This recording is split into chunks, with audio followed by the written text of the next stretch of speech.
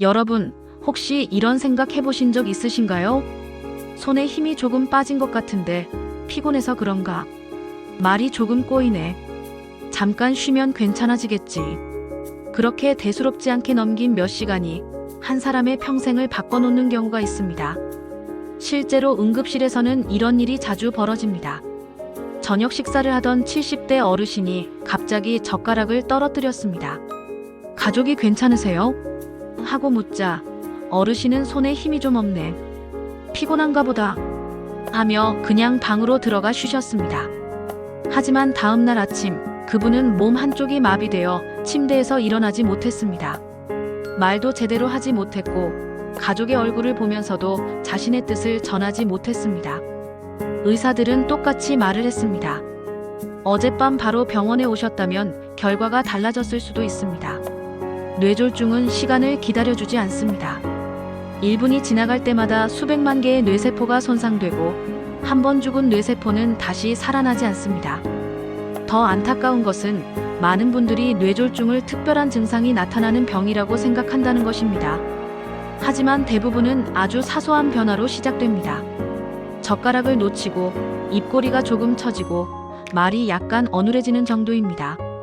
그래서 조금 쉬면 괜찮아지겠지 하며 골든타임을 놓치는 경우가 너무 많습니다. 오늘 영상에서는 신경과 전문의들이 가장 중요하게 강조하는 뇌졸중의 3가지 위험 신호를 알려드리겠습니다. 이 3가지만 정확히 기억하셔도 여러분 자신은 물론 부모님과 배우자의 평생을 지킬 수 있습니다. 끝까지 함께 하시기 바랍니다. 1장, 뇌졸중이란 무엇인가? 뇌졸중은 국내 사망 원인 4위를 차지하는 무서운 질환입니다. 말 그대로 뇌가 갑자기 타격을 받는 병이에요. 외상이 아니라 혈관 문제로 뇌가 손상되는 것을 뇌졸중이라고 부릅니다. 혈관이 막혀서 생기는 것을 뇌경색, 혈관이 터져서 생기는 것을 뇌출혈이라고 합니다. 원인은 다르지만 두 병 모두 결과는 같습니다. 뇌세포가 갑자기 죽어버리는 것이죠. 그래서 증상도 비슷하게 나타납니다. 여기서 꼭 기억하실 게 하나 있습니다. 뇌세포는 다른 장기와 다릅니다. 간이나 피부는 손상돼도 다시 회복이 됩니다. 하지만 뇌세포는 한번 죽으면 그것으로 끝입니다. 평생 다시 채워지지 않아요. 그러니까 뇌졸중은 얼마나 빨리 대처하느냐에 그 사람의 남은 인생이 걸려있는 병입니다. 2장, 절대 놓치면 안 되는 3가지 신호. 전문가들이 공통적으로 강조하는 신호는 딱 3가지입니다. 첫째, 한쪽 팔다리에 힘이 빠집니다. 의학적으로는 편측 마비라고 부릅니다. 전체 뇌졸중 환자의 80에서 85%에서 나타나는 대표 증상이에요. 저리거나 감각이 이상한 게 아닙니다. 힘 자체가 안 들어가는 겁니다. 설거지하다가 그릇을 떨어뜨렸다. 젓가락을 쥐고 있다가 힘없이 놓쳤다. 멀쩡히 서 있었는데 갑자기 몸이 옆으로 기울었다. 이런 게 바로 편측 마비입니다. 둘째, 얼굴이 비뚤어집니다. 전체 환자의 절반 정도에서 나타나요. 한쪽 얼굴이 움직이지 않거나 표정이 비대칭이 됩니다. 옆에서 보면 금방 알아차릴 수 있습니다. 평소와 다르게 웃을 때 입꼬리가 한쪽만 올라간다면 의심해야 합니다. 셋째, 말이 이상해집니다. 전체 환자의 4분의 1 정도에서 나타납니다. 2가지 형태가 있는데요. 하나는 하고 싶은 말 자체가 머릿속에서 만들어지지 않는 경우, 다른 하나는 발음이 어눌해져서 무슨 말인지 알아들을 수 없는 경우입니다.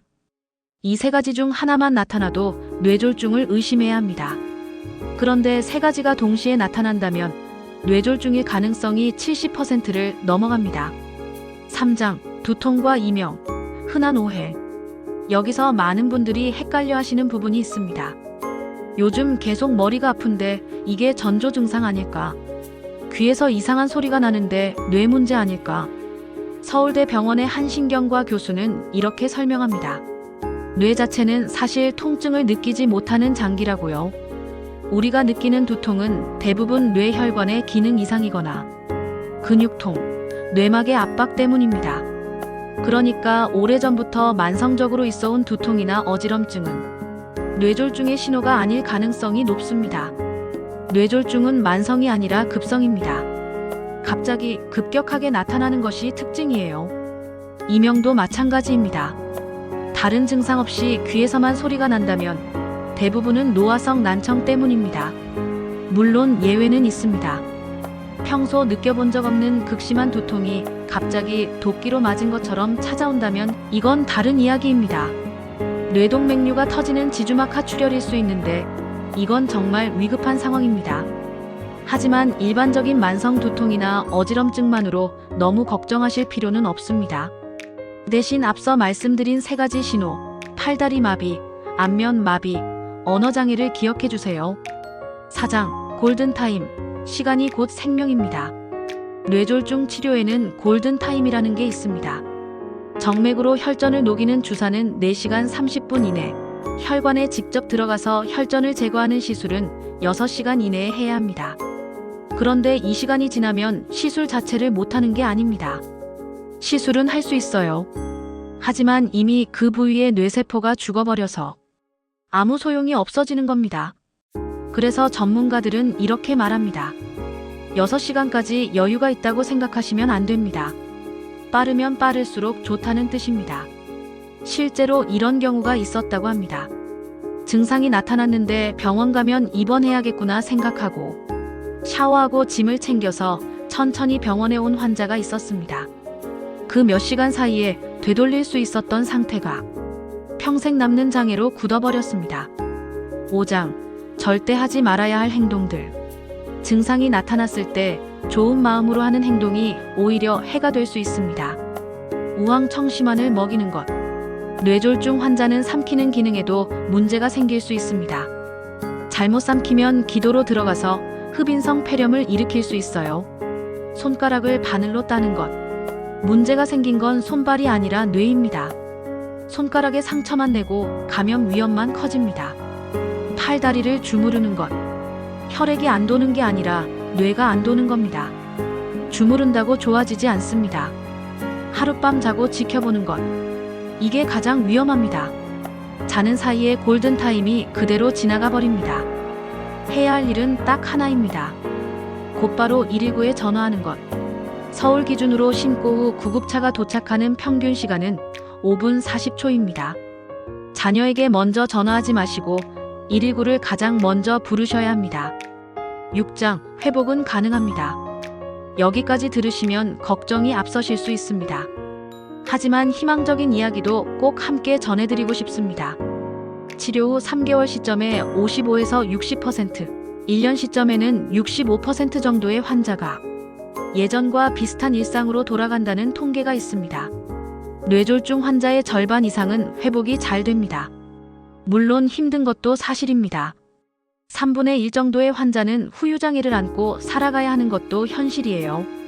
그래서 더더욱 증상이 나타났을 때 그 순간 얼마나 빨리 병원에 도착하느냐가 남은 인생을 좌우합니다. 7장, 재발을 막으려면 뇌졸중은 한 번으로 끝나지 않을 수 있습니다. 꾸준히 관리하는 분들도 1년에 6%, 5년이면 10에서 15%가 재발합니다. 전문가는 이런 비유를 씁니다. 고혈압, 당뇨, 고지혈증, 흡연을 오랫동안 방치하면 혈관에 동맥경화라는 흉터가 생깁니다. 이건 마치 총에 총알을 장전한 것과 같다고 합니다. 그 상태에서 과로, 수면 부족, 극심한 스트레스가 합쳐져 방아쇠가 당겨지면 뇌졸중이 발생한다는 것이죠. 그러니까 예방을 위해 할 수 있는 일은 이렇습니다. 병원에서 처방받은 약을 꾸준히 드시는 것, 담배는 반드시 끊으시는 것, 숨이 살짝 찰 정도로 걷는 유산소 운동을 하루 15분에서 20분, 어려우시면 일주일에 3번, 30분씩이라도 해주시는 것. 약 하나 더 드시는 것보다 꾸준한 걷기 운동이 재발 예방에 훨씬 효과적이라고 합니다. 오늘 말씀드린 뇌졸중에 대한 내용을 요약 정리해 드릴게요. 이것을 세계에서 공통으로 사용하는 뇌졸중 경고 신호, 즉 패스트라고 합니다. F. 페이스 드루핑. 웃어보라고 했을 때 한쪽 입꼬리가 처지지 않는지 확인합니다. A. 암 위크니스. 양팔을 앞으로 뻗게 했을 때 한쪽 팔이 힘없이 떨어지지 않는지 봅니다. S. 스피치 디피컬티. 발음이 어눌하거나 말이 제대로 안 나오는지 확인합니다. T. 타임 투 콜 이머전시 서비시스. 골든 타임을 놓치면 안 되는 것입니다. 이러한 증상이 있을 때 바로 119에 전화하시기 바랍니다. 부모님, 배우자, 그리고 나 자신을 위해 오늘 말씀드린 뇌졸중 경고 신호를 꼭 기억해 주세요. 여러분 주변에도 이 내용을 아셔야 할 분이 계시다면 반드시 이 영상을 공유해 주시기 바랍니다. 그 공유 하나가 누군가의 남은 인생을 지킬 수 있습니다. 구독과 좋아요는 큰 힘이 됩니다. 감사합니다.